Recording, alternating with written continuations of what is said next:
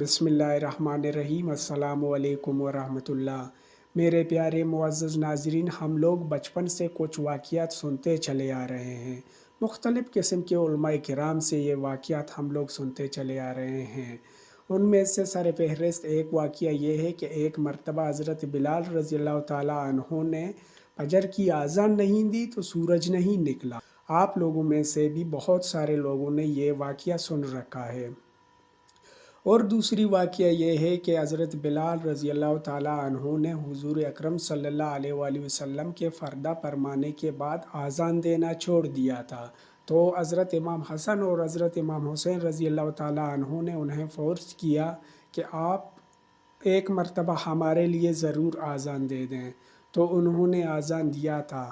اسی اذان کی یاد میں جب یہ اذان نبی کریم صلی اللہ علیہ وآلہ وسلم کے دور اور عہد میں ہوا کرتا تھا تو مدینہ کی گلیوں میں کوہرام مچ گئی۔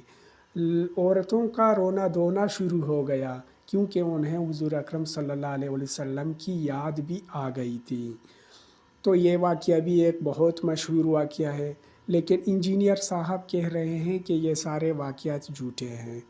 یہ میں نہیں کہہ رہا، انجینئر صاحب خود کہہ رہے ہیں۔ تو چلیے آئیے آپ لوگوں کو دکھاتے ہیں کہ انجینئر صاحب کیا کہہ رہے ہیں۔ چلیے آئیے اپنے ویڈیو کا آغاز کرتے ہیں۔ وہ قوالی کی وجہ سے مشہور ہوگی کہ حضرت بلال اذان نہیں دیں گے تو سورج نہیں نکلے گا۔ اندازہ کریں آپ، یعنی اتنا بڑا جھوٹ۔ اور ضمناً میں ایک برکت کے لیے ایک واقعہ عرض کر دیتا ہوں جو پبلک میں اسی کے ساتھ کا ایک جھوٹا اور واقعہ مشہور ہے۔ وہ کہتے ہیں جی حضرت میر معاویہ کی ایک دفعہ فجر کی نماز قضا ہوگی۔ یعنی جن لوگوں کے بارے میں قرآن و سنت کے دلائل میں اگر کوئی چیزیں ان کو نہ ملے، ان کو اونچا کرنے کے لیے انہوں نے جھوٹے واقعات منسوب کیے ہوئے ہیں۔ اور یہ کون لوگ سنا رہے ہیں؟ جو یہ کہہ رہے ہیں نبی کو بھی علم غیب نہیں ہے، وہ شیطان کا علم غیب مانتے ہیں اور پتہ نہیں کیا کچھ ماننا شروع کر دیتے ہیں۔ وہ کہتے ہیں جی حضرت میر معاویہ کی فجر کی نماز ایک دفعہ قضا ہو گئی تو وہ اتنا روئے کہ اگلے دن ان کو فجر کے وقت شیطان جو ہے نا انسانی شکل میں اٹھانے کے لیے آ گیا۔ اچھا جی، شیطان اٹھانے کے لیے آ گیا، کیوں؟ وہ کہتے ہیں اس لیے آیا کہ اس شیطان نے ان کو بتایا کہ کل جو آپ روئے تھے نا، اس کی وجہ سے آپ کا ثواب کتنے گنا بڑھا دیا گیا ہے، تو میں نہیں چاہتا کہ آپ دوبارہ نماز قضا کریں اور آپ کو پھر اتنا ثواب رونے کے اوپر ملے، تو میں آپ کو فجر کے وقت اٹھانے کے لیے خود آ گیا ہوں۔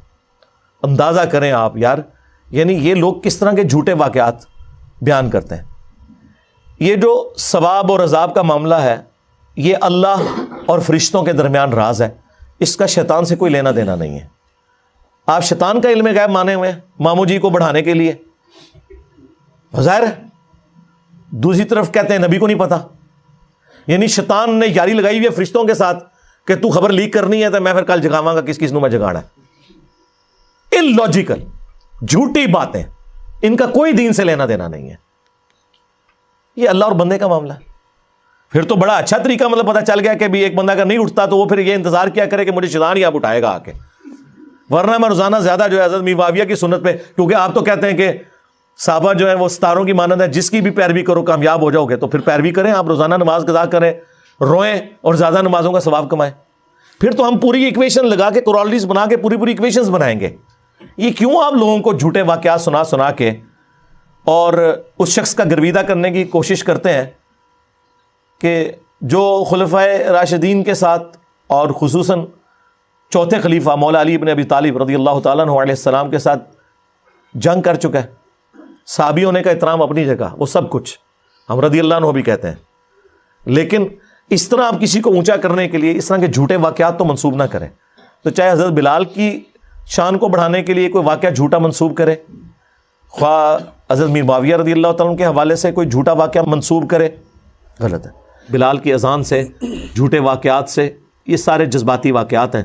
اس طرح حضرت بلال کی طرف یہ بھی ایک جھوٹا واقعہ منسوب ہے تاریخ کی کتابوں میں کہ جی وہ مدینہ چھوڑ گئے تھے کہ میں اب اذان دوں گا، تو حضرت حسن حسین نے بعد میں ان کو ریکویسٹ کی جب وہ واپس آئے اذان کے لیے۔ وہ واقعہ بھی ویسے آنسو نکالنے کے لیے بہت اچھا واقعہ، وہ حقیقت بات ہے، وہ عشق و سرور میں ڈوبا ہوا ہے، لیکن ان کی اسنادی حیثیت کوئی نہیں ہوتی ہے۔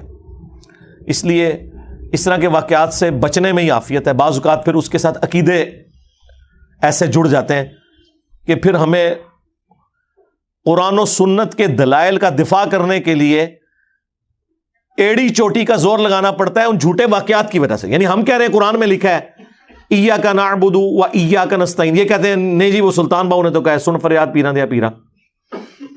یعنی ہم آیت پڑھ رہے ہیں اور یہ آگے شعر پڑھ رہے ہوتے ہیں, ہم حدیث پڑھ رہے ہوتے ہیں, یہ کہانیاں اور واقعات سنا رہے ہوتے ہیں. اے پھر کیوں کیا جاندہ ہے جی, اور اے پھر کیوں کیا جاندہ ہے, وہ ہوندے ہی کدھر نہیں ہے. ہم رفع الیدین کی حدیثیں بیان کر رہے ہوتے ہیں, یہ کہتے ہیں جی وہ اے پھر کیوں کیا جاندہ ہے کہ وہ بت رکھ کے آندے سن, اور سرکار کو پتہ نہیں, سانوں نہیں پتہ کیوں کیا جاندہ ہے. اور بیان کرنے والے بھی ان ناسکے نے. جب سے ہم نے کہا کہ کوئی جھوٹی حدیث ہی سنا دیں,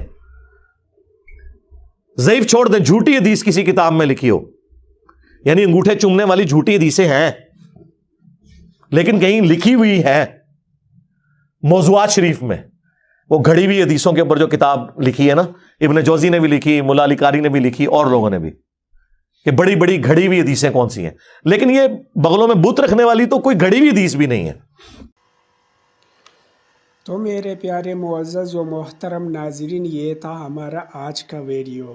آپ لوگوں نے خود انجینئر محمد علی مرزا صاحب سے بھی یہ بات سن لیا کہ یہ سارے واقعات جھوٹے ہیں. تو آج کی ویڈیو کو بنانے کا مقصد صرف اور صرف یہ ہے کہ ایک سادہ لوح عوام جائے بھی تو کہاں جائے, سنے بھی تو کس کو سنے, یقین کرے بھی تو کس پہ کرے. 1400 صدیوں سے یہی باتیں چلتی آ رہی ہیں, دیگر علماء کرام بھی یہی باتیں کر رہے ہیں, لیکن انجینئر محمد علی مرزا صاحب ان باتوں کی تکفیر کرتا ہے. وہ ان باتوں کو مانتا نہیں ہے, اور وہ یہ کہتے ہیں کہ یہ سارے واقعات من گڑت ہیں, یہ سارے واقعات جھوٹے ہیں.